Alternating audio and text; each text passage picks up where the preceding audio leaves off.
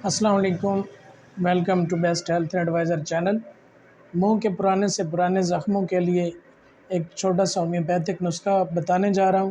इसको इस्तेमाल करवाएं, 3 दिन के अंदर जो ना मुँह के छाले पुराने से पुराने ख़त्म हो जाएंगे।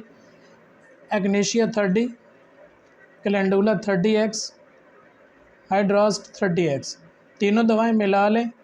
आधा कप नीम गर्म पानी में 30 कतरे मिलाकर गरारे करें और फिर वही पानी पी लें।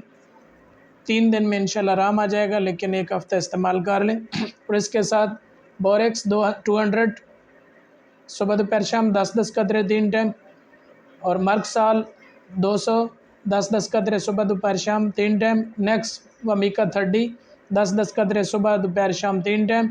ये भी इस्तेमाल करें। अल्लाह के हुक्म से 1 हफ़्ते के अंदर अंदर मुकम्मल ज़ख़म ठीक हो जाएंगे, लेकिन आप एक एक शीशी मुकम्मल इस्तेमाल कर लीजिएगा। अपनी दुआओं में याद रखिएगा। अगली वीडियो तक के लिए इजाज़त दें।